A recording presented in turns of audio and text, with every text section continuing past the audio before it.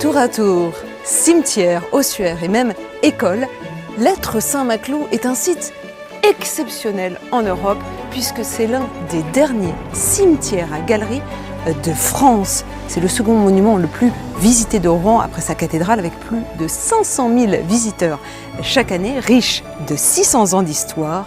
Il a été classé au titre des monuments historiques depuis 1862. Un être est donc un cimetière, mais quelles sont les origines exactement de ce mot? Alors l'origine de être, c'est le latin atrium, en fait qui désigne, vous le savez peut-être, la cour intérieure d'une maison romaine entourée de galeries soutenues de colonnes. Et atrium, ça va progressivement, au fur et à mesure du Moyen-Âge, qualifier la cour extérieure d'une église. Et cette cour-là va devenir le lieu du cimetière, le lieu d'inhumation. Donc être, ça veut tout simplement dire cimetière. Traditionnellement, un cimetière est accolé à son église. Là, c'est plus le cas ici, dans cet être qui est assez grand comme cimetière. À l'origine, c'était le cas. À côté de l'église Saint-Maclou, il y avait un petit être, un petit cimetière, là où les gens de la paroisse étaient enterrés. Mais au fur et à mesure du XIVe siècle, en fait, ce petit cimetière déborde. Il n'y a plus assez de place. Les raisons de cela, la guerre, la famine et la peste noire qui arrive en juillet 1348 à Rouen. Donc l'église doit trouver une nouvelle solution. Donc on va acquérir à quelques mètres du petit être un nouveau cimetière, le cimetière de l'Être Saint-Maclou qu'on appelle aujourd'hui Grand Être, et qui va permettre d'accueillir les défunts supplémentaires de la paroisse. Mais quand et comment cet être est-il né? Alors cet être, il est né au fur et à mesure du XIVe siècle. En fait, à cette période, il y a une très forte mortalité. Vous avez la guerre, la famine et la peste noire qui déciment véritablement la population européenne. Et à l'échelle de la ville de Rouen et de la paroisse Saint-Maclou, eh bien en fait le petit être, le cimetière qui traditionnellement se trouvait à côté, accolant l'église Saint-Maclou, est complètement saturé. Donc il faut trouver une nouvelle solution. Donc l'église acquiert à quelques mètres de là un nouveau terrain, le Grand Être, ce qu'on appelle aujourd'hui l'Être Saint-Maclou, pour accueillir les défunts supplémentaires de la paroisse. Donc ce sont au final des milliers et des milliers de personnes qui sont inhumées ici. Et au XVIe siècle, l'être se voit agrandi. En effet, il y a eu la vague de peste de 1348, mais il y a eu tout au long du XVIe siècle de très nombreuses vagues d'épidémies de peste. Et donc à un moment, le Grand Être, ce cimetière, est complètement saturé. Donc l'église, la paroisse, va décider de construire en fait 3 galeries qui entourent le carré central d'inhumation. Et ces 3 galeries vont servir d'ossuaire. C'est-à-dire que quand il n'y a plus de place dans le carré d'inhumation, le fossoyeur va déterrer les ossements et venir les placer dans l'ossuaire qui aujourd'hui n'existe plus véritablement. Enfin, en réalité, il n'y a plus les os ne sont plus présents. Mais l'ossuaire serait cette partie entre les 2 poutres sculptées. Et là, dans toute la largeur des galeries, vous avez l'ancien ossuaire. Ce qui saute aux yeux immédiatement, c'est le travail du décor, la sculpture dans le bois, dans la pierre, c'est fascinant. L'église va financer tout un décor macabre. Sur les poutres, vous avez toute une série de représentations macabres qui racontent assez prosaïquement le quotidien du cimetière. Donc vous avez les outils du fossoyeur, vous avez toute une variété d'ossements humains représentés, et puis vous avez enfin les instruments liturgiques, tous les instruments utilisés par le prêtre pour la messe, l'inhumation, la procession funéraire, etc. Mais c'est ce qu'on appelle une danse macabre, ce qu'on a sous les yeux? Alors la danse macabre, ça correspond aux colonnes en pierre. Vous avez sur chaque colonne un couple composé d'un vivant et d'un mort, et sur chaque représentation, vous avez la mort qui vient attraper le vivant et l'emmène dans l'au-delà. De ce côté-ci, partie est, c'est la danse macabre des ecclésiastiques. Ce sont exclusivement des religieux qui sont représentés.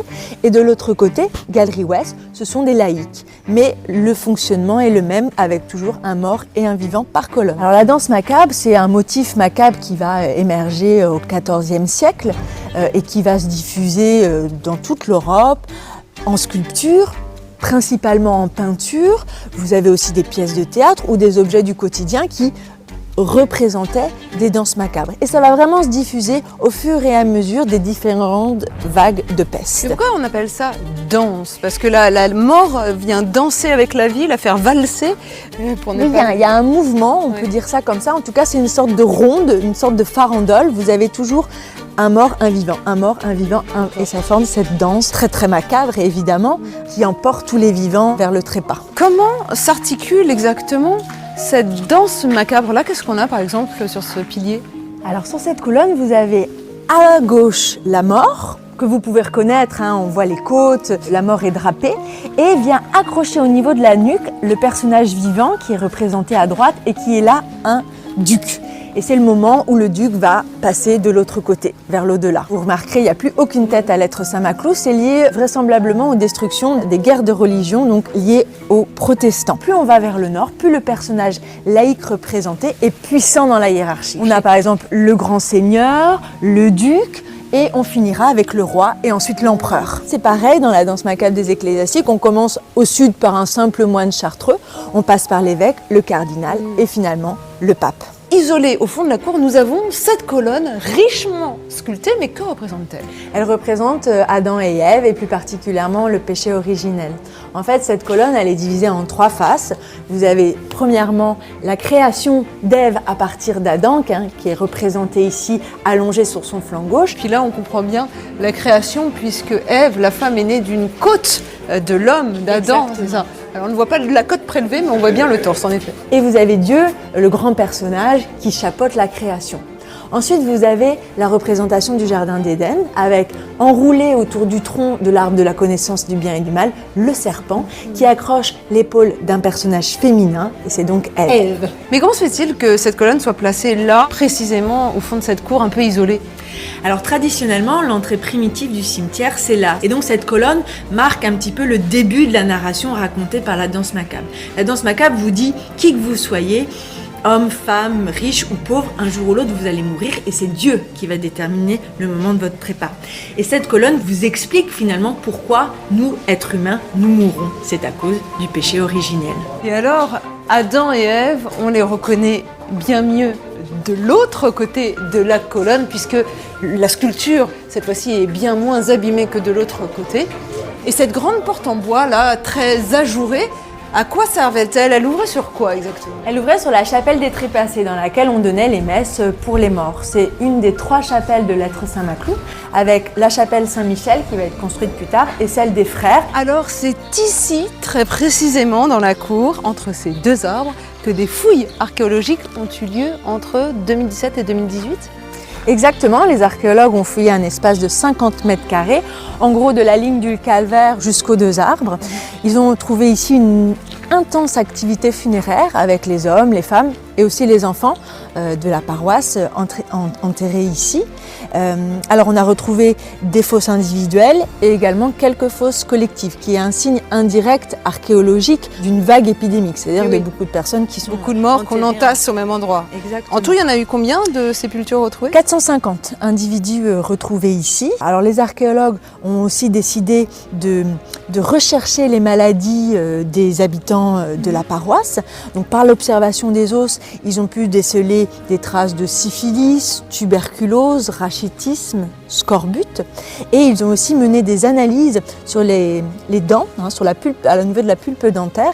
Et ces analyses ont révélé les traces ADN de la bactérie responsable de la peste, Yersinia pestis. Est-ce qu'on a trouvé également des objets dans ces fosses? On a retrouvé également des objets, des tessons de céramique, des épingles, des clous, aussi des pièces de monnaie. Il faut savoir que les gens à l'époque étaient enterrés nus, enveloppés d'un linceul, et si la personne avait assez d'argent, et s'il y avait aussi le temps de le confectionner, il y avait en plus un cercueil.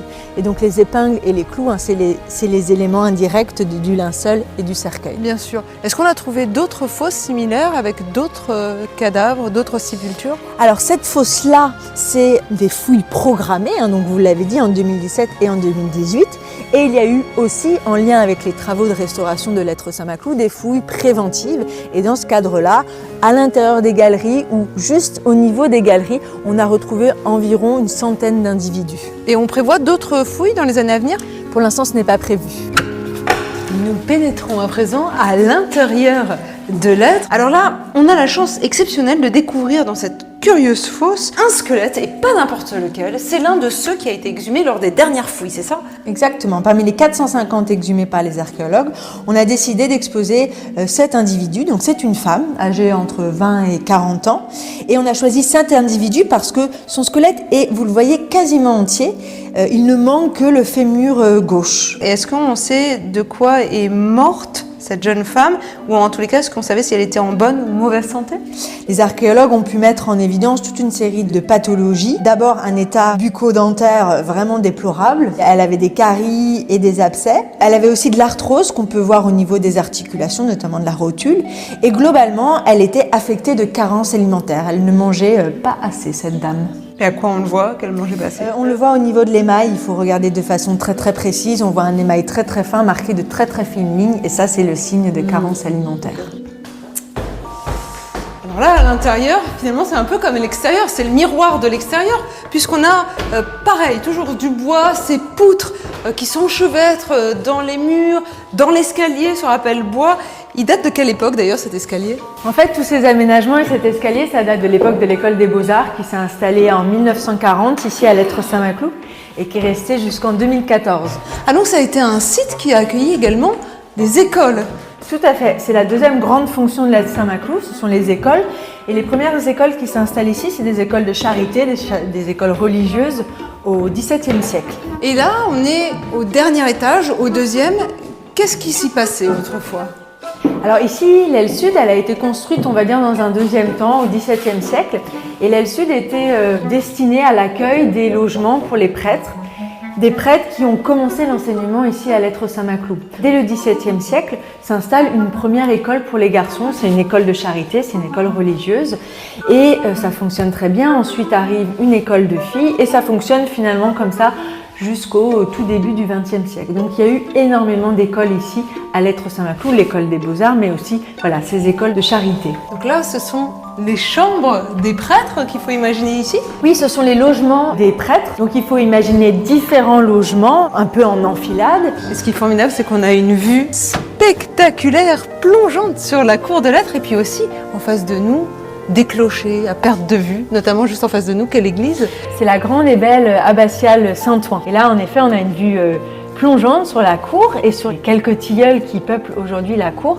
Il faut bien comprendre qu'à l'époque du cimetière, il n'y avait pas du tout d'arbres, c'était vraiment un terrain complètement nu, pas de stèles, pas de pierres tombales. C'était l'espace d'inhumation, on l'a compris, mais c'était aussi un lieu où se tenaient des foires, des marchés. C'était un lieu de rassemblement populaire aussi. Un lieu de vie, hein, vraiment. Un lieu de vie et un lieu de mort à la fois. Mais Clément, je comprends plus rien. On est dans un cimetière ou dans une école? Ça a été les deux simultanément ou l'un après l'autre? En réalité, ça a été pendant 121 ans à la fois école et cimetière. Il faut imaginer la cour divisée en deux espaces. La partie sud, c'était la cour de récréation des écoliers. Et la partie nord, ça restait la terre réservée aux inhumations. Et finalement, en 1790, le cimetière est désaffecté. On va créer un nouveau grand cimetière à l'extérieur de la ville. Et à ce moment-là, les écoles peuvent vraiment se déployer et occuper tous les espaces de Lettres Saint-Maclou. Alors là, c'est vraiment la cloche que les maîtresses, les maîtres utilisaient autrefois pour appeler leurs élèves en classe.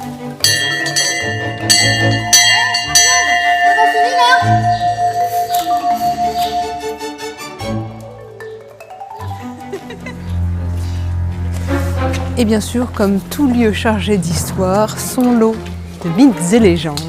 Et juste là, nous avons, attention, un chat momifié. C'est une blague ou c'est vraiment un vrai chat momifié? C'est un vrai chat momifié. On a longtemps raconté que c'était un chat qui avait été emmuré vivant à Lettres Saint-Maclou au Moyen-Âge pour conjurer le mauvais sort, éloigner le diable des dieux. Certains disent que c'est un canular des étudiants de l'école des Beaux-Arts. C'est une thèse aussi admise. Plus probable, on va dire, même si elle n'est pas tout à fait convaincante ni assurée, mais on dit que ça pourrait être un chat qui avait été acheté chez un antiquaire à Paris par un des professeurs de l'école des Beaux-Arts et qui finalement s'en serait débarrassé à sa retraite. Et là, des étudiants de l'école des Beaux-Arts auraient créé cette vitrine, placé ce chat-là et auraient commencé à raconter cette histoire du Moyen-Âge, d'un chat emmuré, etc., etc. En tous les cas, jusqu'à présent, je n'ai pas eu de tuiles, pas de mauvais sort, ça fonctionne. Le site a connu une grande campagne de restauration en 2016, financée, chapeautée par la métropole Rouen-Normandie. Mais de quelle nature étaient ces travaux?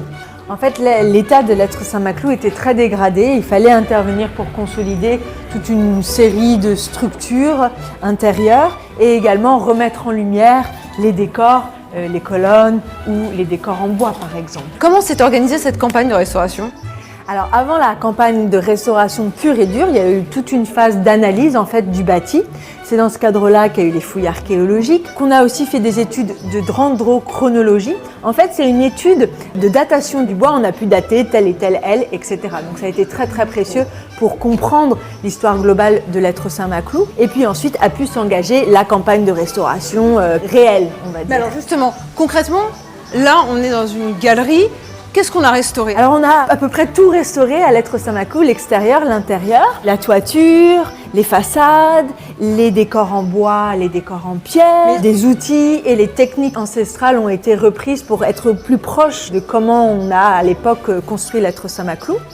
On a aussi recréé ce passage, puisque autrefois, à l'époque des écoles, en fait, c'était cloisonné, il y avait des salles de classe ici. Donc on a tout cassé pour recréer un passage qui existait originellement et retrouver des pierres d'origine, des pierres sculptées aussi d'origine, des poutres d'origine, etc. Mais on utilise justement les matériaux aussi de la région, non ? On a repris du chêne normand et on a repris la même pierre, la pierre de Caumont, pour les bâtis, pour les murs par exemple, là du passage. Combien de temps ont duré ces travaux et surtout, combien ont-ils coûté ? Alors la campagne de restauration, elle a duré 2 ans, de mai 2018 à la réouverture de l'être en juillet 2020. Et ça a coûté 14 millions hors taxes, financé principalement, mais pas uniquement, par la métropole Rouen-Normandie. Et ça a été un chantier vraiment très très important puisque ça a fait intervenir une trentaine d'entreprises, du couvreur, charpentier, électricien, aux restaurateurs de décors peints, aux restaurateurs de décors en bois ou en pierre. Donc une grande variété d'entreprises ici mobilisées. Tenez, ici on a des inscriptions au sol, de quoi s'agit-il ? Ce sont des stèles funéraires. La grande majorité des gens étaient enterrés en pleine terre, sans inscription, ni stèle, ni tombeau. Mais il y avait quelques personnes privilégiées qui bénéficiaient d'une stèle avec une pierre gravée, donc comme ici. Nous avons ici une grande gravure. Que représente-t-elle ? Alors c'est une plaque commémorative représentant Madame et Monsieur Dufour. C'est la grande famille de drapiers du quartier, donc ce sont des gens plutôt riches. Et en fait, Monsieur et Madame Dufour ont donné à la paroisse des terrains qui, au premier temps de l'être Saint-Maclou, a permis l'agrandissement du cimetière. Et cette stèle est finalement une forme de remerciement pour Monsieur et Madame Dufour. Et ici, vous voyez la représentation de toute la famille, puisque derrière Madame, vous avez les 3 filles Dufour, et derrière Monsieur, vous avez les 10 garçons Dufour. Donc une belle, riche et prospère famille. Et nous voici au premier étage de la galerie Ouest.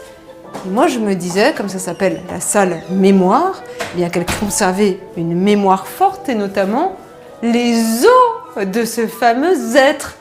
Et qu'est-ce que je vois ? Je vois des bureaux. Je ne comprends plus. Où sont tous les os ? Vous m'avez parlé de centaines de sépultures et je n'ai pas vu un seul os jusqu'à présent, si ce n'est le squelette de cette unique femme à l'intérieur, là-bas, dans la fosse. Oui, les os du grenier, en fait, ont été retirés en 1705. C'était nécessaire pour permettre d'aménager et de créer l'étage qui va surmonter les 3 galeries. Et en fait, ces étages vont servir à accueillir les écoliers. Et ce sont en fait les salles de classe. Donc, on retire les os en 1705. On ne sait pas du tout où ils vont être mis, peut-être jetés sur le bas-côté ou dans la Seine. Et les ossements qu'on a retrouvés justement pendant les fouilles archéologiques de 2017-2018, où est-ce qu'ils sont exposés ? Ils sont dans les locaux des archéologues de l'INRAP. Tous ces os ont été enregistrés, documentés et entreposés là-bas. Et ça, c'est quoi ? C'est des grandes cartes pour les écoles, justement ? Alors non, ça c'est par rapport à la restauration. Il y a 240 fenêtres de l'être Saint-Maclou qui ont été restaurées. Ça a été une part très très importante du budget total de la restauration. Elles ont toutes été démontées, décapées, repeintes, il y a eu un vrai travail. Et puis il y a quelques fenêtres qui étaient un petit peu trop abîmées pour qu'on puisse les réutiliser. Et donc on les a préservées et exposées dans cette salle mémoire. Elles datent assez principalement du XVIIIe siècle. Et là, nous avons la partie inférieure d'une colonne, une des nombreuses colonnes qu'on voit à l'extérieur dans la cour de lettres, c'est ça ? Exactement. En fait, la grande majorité des bases des colonnes a été restaurée et remplacée lors de la campagne de restauration. En fait, la pierre, elle était trop pulvérulente, c'est-à-dire qu'elle s'effritait et ça mettait en péril l'entièreté de la colonne. Donc on a coupé, enlever et replacer une nouvelle colonne avec la même pierre. C'est de la pierre de Vernon qui est une pierre complètement adaptée à la réalisation d'ouvrages sculptés. Et là, juste à côté, on a d'autres fragments pierreux, mais cette fois-ci, c'est plus sur les murs. Oui, là, ce sont des parties de sol préservées de lettres Saint-Maclou et notamment des tomettes. Ah, et là, on a d'autres tiroirs qui renferment d'autres trésors, j'imagine. Exactement. Alors, en fait, lors de la restauration, on a découvert 150 papiers peints derrière les cloisons, donc ça a été une découverte assez inattendue en réalité. Et voici un exemple du papier peint le plus ancien trouvé. Donc on est à l'époque révolutionnaire, donc autour de 1780. Et vous avez ici un papier peint avec ce qu'on appelle un motif pastoral, avec un chien, un mouton, une vache. Et c'est très intéressant parce que ce papier peint, il est réalisé à la technique de la planche, c'est-à-dire avant la technique industrielle. Oui. Le papier peint est d'abord peint d'une seule et même couleur, donc d'abord ce bleu très très beau, et ensuite avec une presse, on va appliquer des planches, une planche par couleur et motif. Donc vous avez le motif rouge, le motif blanc, etc. Donc c'est un papier peint très très ancien et avec une ancienne technique. Mais vous en avez d'autres petits morceaux et donc là on voit encore une partie du bois qui est resté accroché au papier peint. Ça c'est des papiers peints qui datent plutôt du 19e siècle. Aujourd'hui, Lettres Saint-Maclou accueille ce qu'on appelle la Galerie des Arts du Feu qui a pour vocation de mettre en lumière les métiers d'art. Je vous propose de jeter un petit coup d'œil. Là, nous sommes dans la boutique où on voit tous les travaux des différents artisans qui sont exposés. Mais ça s'appelle la Galerie des Arts du Feu. Où se trouve le feu? Je le vois pas. Alors il n'est pas sur place directement, on n'est pas dans un âtre, on est à Lettres Saint-Maclou, mais on présente le travail, les univers d'une quarantaine, une cinquantaine d'artisans professionnels des métiers d'art qui utilisent le feu, ou en tout cas la haute température, dans leur savoir-faire. Donc le travail de la céramique, du verre et des métaux, qui ont besoin du feu pour se transformer. Donc ici vous avez ces pièces qui sont en vente et dans la pièce juste à côté, l'atelier des céramistes. Tout au long de l'année, sur nos horaires d'ouverture, vous pouvez le voir travailler, voir en tant que public la vie de l'atelier, vraiment de l'intérieur, les différents gestes. Là je peux aller le rencontrer là, tout de suite? Mais j'y vais, mais sans hésiter une seconde. Benjamin, j'ai deux super mains là pour vous aider. Qu'est-ce que vous êtes en train de faire? Vous mettez donc du ciment sur une grenouille. C'est en fait de l'émail. Ça va finalement vitrifier le tesson de terre au four. Et il faut le chauffer à combien de degrés ça pour que ça fonctionne? 1250 degrés pendant 7-8 heures. Et ça va changer la couleur là, de ce gris par exemple ou pas? Absolument, elle se révèle à la cuisson. Et là par exemple concrètement ça va me donner un gris plus pâle, plus foncé. Ce sera un vert assez vif. Je peux essayer un coup de pinceau ou... Ouais. C'est pour quelqu'un d'important ou pas? Non, il n'y a pas de souci. Ah bon, bah alors je peux y aller franchement. Est-ce que je fais n'importe quoi de préférence ou ça va? Je gère à peu près? Nickel. Ça me fait un super plumeau pour mon blush. Bon, on va essayer de travailler de la terre. Pourquoi ça? C'est pas assez bien, c'est pour ça. Si, c'est super, mais... Bon, c'est pas pour moi. Je vais tester tes capacités sur le façonnage. On claque la terre, et maintenant il faudrait la faire claquer sur la girelle. Essaye de viser le centre. Je reste un peu vengeur. Très bien. Tu actionnes le tour avec le pied, la petite pédale, et il faut mouiller la terre pour qu'elle glisse sous les doigts. Il faut lisser d'abord la surface et essayer d'absorber la vibration en calant bien tes avant-bras. Ah, c'est fort! Sur le tour du tour, oui. Arrive plutôt par le bas de la terre. Ouais, voilà, comme ça, avec les paumes jointes, c'est bien. Tourne un tout petit peu plus vite. Qu'est-ce que je dois façonner au final? Eh bien, en gros... Oh là là, attention, non. Bah, qu'est-ce qui s'est passé? Ça reste collé. En gros, ce qu'il faut faire, c'est qu'il faut centrer la Terre de façon à monter une quille. Et cette quille, c'est un peu l'enroulement de la Terre autour de son axe de rotation, le centre. Il faut compresser par l'extérieur avec tous les doigts. On est dans une séquence de Ghost, là, la fameuse. Et regardez, je suis en train de faire des lignes juste avec deux doigts. C'est ultra précis, délicat dans votre mouvement. Alors qu'en fait, quand je l'ai en main, je sens quand même pas mal de force. C'est pas du tout aussi évident. Oui, c'est pas facile. Là, ça manque un tout petit peu d'eau. Oh là là, ça y est, cette pièce va pas marquer l'histoire de l'art là. Tiens, ce chat me rappelle quelque chose. Est-ce que ce serait pas le reflet du chat de l'être momifié? En quelque sorte, effectivement. Donc un chat ici en céramique qui a reçu un prix lors de l'une de nos expositions. Et là, ce sont vraiment des fresques qui étaient là avant même que vous installiez ces ateliers? Complètement. Des fresques 19e siècle. Donc ici, on est dans une ancienne chapelle. Et à l'étage, qu'est-ce qui se passe? Deux choses différentes, une galerie de pièces uniques avec des expositions et puis un parcours interactif pour vraiment aller au cœur de la matière. Ah oui, on voit le travail des artistes mis bien en lumière ici. C'est en permanence qu'on a des expositions comme ça? Effectivement, tout au long de l'année, on accueille différentes expositions temporaires. Ce papier peint, je l'ai déjà vu dans la galerie Ouest, rangé précieusement. Et là, c'est pas le vrai, du coup, c'est une copie du papier peint originel. Effectivement, là c'est une reproduction de 2020, mais vous avez le motif d'origine qui est juste ici. Donc ces fragments ont été découverts pendant le chantier de restauration par les ouvriers pendant les travaux. Alors, vous l'aurez compris, ce lieu initialement dédié à la mort est aujourd'hui très vivant, notamment grâce à cette riche programmation culturelle que vous avez chaque année. Tout à fait, c'est un lieu vraiment idéal à l'expression artistique. On accueille ici des installations artistiques grand format ou toute une série d'événements, concerts, pièces de théâtre, danse. On a l'été beaucoup de spectacles type art de rue et puis à l'automne on accueille les fêtes macabres qui mettent toujours en lumière un aspect particulier de l'histoire funéraire du lieu. On a eu le thème de la danse macabre, plus particulièrement illustré, le thème des fantômes ou encore des crânes. Si vous souhaitez à votre tour visiter l'Être Saint-Maclou, sachez qu'il est en libre accès, ouvert tous les jours de 9h à 19h, sauf les 1er janvier, 1er mai et 25 décembre. Vous pouvez également profiter d'une visite guidée, qui est payante cette fois, 7,50 €, 6,50 € si vous êtes en groupe, et puis c'est gratuit pour les moins de 12 ans. Pour plus d'informations, rendez-vous sur le site de l'Être, êtresaintmaclou.fr.